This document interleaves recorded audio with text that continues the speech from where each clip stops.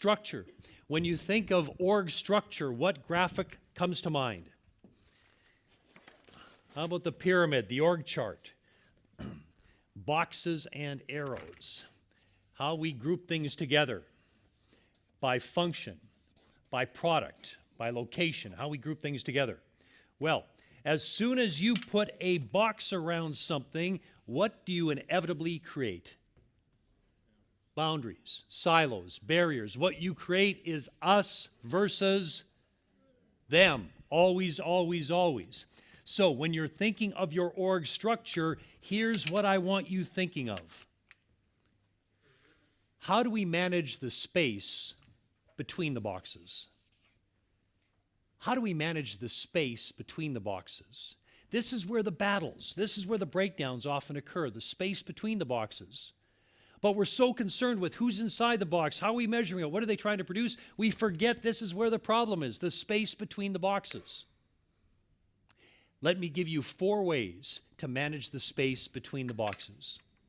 Number 1, maybe you have a VP of a process that cuts across functions, somebody tasked with integrating and coordinating those things.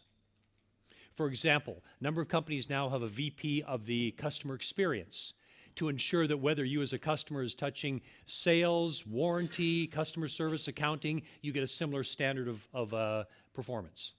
Maybe a 24-hour callback, for example.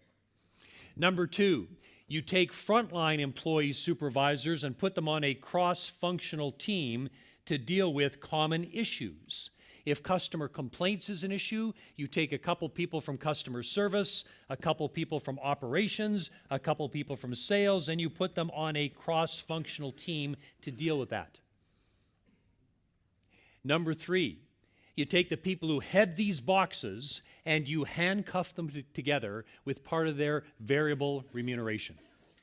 If they legitimately have to collaborate, tie part of their variable to what they collectively achieve. Number 4, something we find very effective, is called the parachute program. You take somebody from one department, parachute them into another department for a day. So I'm going to spend a day shadowing, your name, sir?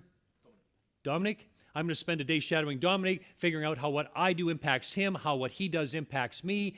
But then critically, I'm going to go back to my work group. I'm going to give a 5-minute presentation. Here's what I learned on my day with Dominic. What do you think those people always say when they come back and give that presentation?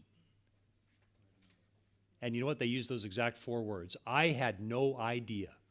I thought I knew what these guys did. I had no idea. I thought we worked hard. I had no idea how hard they work. And when we mess this up, I had no idea how much grief it causes them. I had no idea. You build a level of understanding you just cannot build any other way. When you have people walking in each other's shoes, seeing through their eyes, you build an enormous amount of understanding. However, you're also building rapport. Because now I'm spending a day with Dominic, finding out his interests. He's finding out who I am. Say, oh, you like, who's your team? Oh, you like to follow, right? Oh, you like dogs as well? Here's a photo of my dog, right? We're laying down these threads of rapport. So now when I go back, we have a relationship. He's my go-to guy. I'm his go-to guy. I promise you, you parachute people across the spaces between the boxes, you go a long, long way to breaking down us versus them. Manage the space between the boxes,